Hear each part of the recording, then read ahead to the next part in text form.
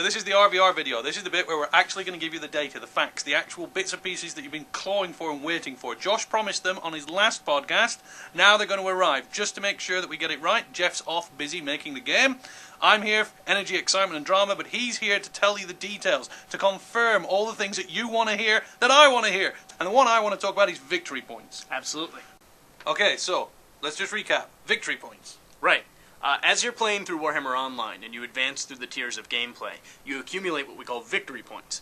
These points help your realm wrest control of zones away from your enemies.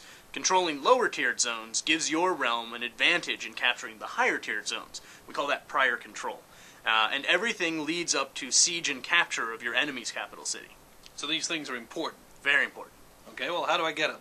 Well, pretty much anything you do earns victory points. But sort of in the broadest terms, there's the prior control and PvE, then there's instanced RvR in the form of scenarios, and there's open world RvR in the form of skirmishes and battlefield objectives. So there's 3 ways. Oh yeah, 3 ways.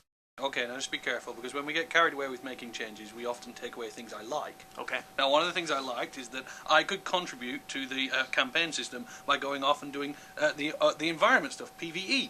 I mean, I was doing public quests and doing all the stuff that didn't involve me having to go out and get killed by 6-year-olds. Is that... Don't tell me you've changed that. No, we've left in the significant part of the victory point system that's drawn from all of the non-RvR or PvE content in the game. So things like public quests, things like going out and engaging in the really interesting quest components of the game. All the PvE content is still going to be a critical part of victory point collection and overall zone control. Okay, right. Now, so here's one of the problems I always had with the victory points. I never liked it. The objective system. What used to happen is I was always on my own. I'd be on an open field RvR, and everyone would be in scenarios, which are cool, which are good, which are great, but because they didn't count as much, I was on my own. There was no one there. What are you going to do about that? Well, the first thing that we're doing is we're actually going and we're refactoring the importance of open world RvR. In the past, scenarios counted for significantly more victory points. Tell me about it! Than anything else in the game. Well now, because of the feedback that we got from valued players like Paul and you, we're going in, we're taking the open world RvR content and we're making that significantly more important to the overall war effort. Wait a minute. So people are going to be out in open RvR because it counts more. Yes. Well, that leads to another problem then that I have. I ended up playing tag in those areas. I'd run around, I'd go up to an objective, I'd go, tag, the objective's mine, I'd run off and collect another one. I never felt like I needed to defend them, I never felt that I got anything when I was doing them, and I could do it on my own.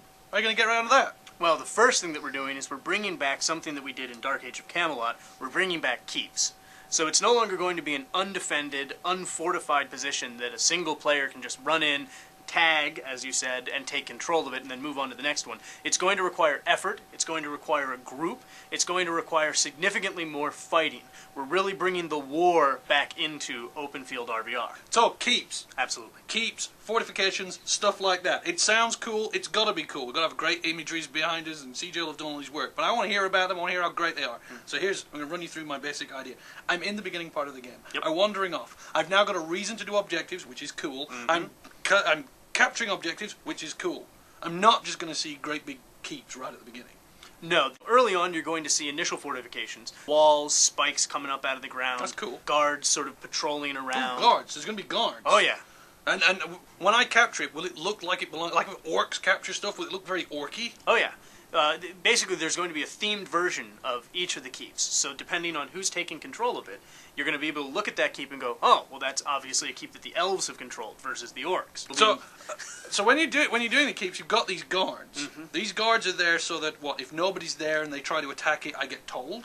That's part of the reason, but one of the other reasons is we want to make sure that in the event that you have gone out, you've been part of a guild that's gone and taken over a keep. Oh, wait a minute. Guilds take keeps? Oh, yeah. Oh, okay, so it's like a guild mechanic. Well, that's cool. Your guild will be able to go out, take over a keep, hang your heraldry from the wall, and have that sort of be visible to the public. Bragging rights. Yeah, bragging rights. You have, as a guild, gone out and controlled this part of the world. But after you've gone and done all the work to do that, It shouldn't simply be a matter of people waiting until none of you are actually in the keep at the moment and then taking it back. That's so a the playing guards, tag thing I don't like. The guards will be there to guarantee that it takes effort, that it takes persistent fighting from an invading force to actually take over your keep. It also gives you the opportunity, in the event that you've gone out into the world to do something else, to get back to your keep and defend it if invaders arrive. Okay, let me give you one of those griefy things I don't like. There's 10 guys, they're in a keep. They've got their little guards. I've only got 10 guys to try and get them out. We're two equally matched. Surely I've got to have some way of getting into that keep. Is there anything going to help me? Battering ram might help. Battering rams! I get battering rams? We've got siege weapons. Oh, is that with your guild of Josh? Well, yes, the Josh Dwarven Guild has brought Josh's awesome siege weapons to the front. So you've taken over my keep? I'm attacking so your now keep. So it's got dwarvy things in it? Now it's turning all dwarvy, and my guild banner is hanging over the side, flapping in the breeze. Well, I'll just get a bigger siege weapon. Well, I'd like to see you try. Well, I'll just get 2 battering rams and nail them together. Well, I'll get it's more the dwarves. orc way. I'll get more dwarves. Well, you're still going to die. We're just going to fight we're going to be up on the battlements. Multiple level attacks. My engineers are going to be shooting I'll down just get at you. more people in. Well, then I'll you're dump not going to win, I'm going to dump boiling oil on your head. work. It's too bad that the oil killed you. Okay, clearly we got a little excitable when we talked about keeps before. Sorry about that. That's because they're very, very exciting. Yeah, we're much better now. Let's really go over the specifics of keeps and sieges in open world RvR. Keeps will be permanent structures placed in strategic locations around the RvR territories. Battlefield objectives will still be a part of open world RvR, and in some cases will even play a part in keep capture. Anyone can participate in capturing a keep, but only guilds can claim them. Siege weapons can be built and used to capture keeps, although you can attack a keep without them. NPC guards will support whomever holds a particular keep, to ensure that keeps cannot change hands too easily. Keeps will have multiple levels of combat space, and no ladders. Keeps will change in appearance based on what faction controls them. So there you are, everything you need to know about keeps and sieges. And this was a real difficult podcast to nail down. Took like 4 different attempts, taking weeks to put it together. CJ has been great. He needs to go home, see his family and his kid. Josh is going home. I'm going home. We're all going to enjoy the holidays. We'll see you in the new year.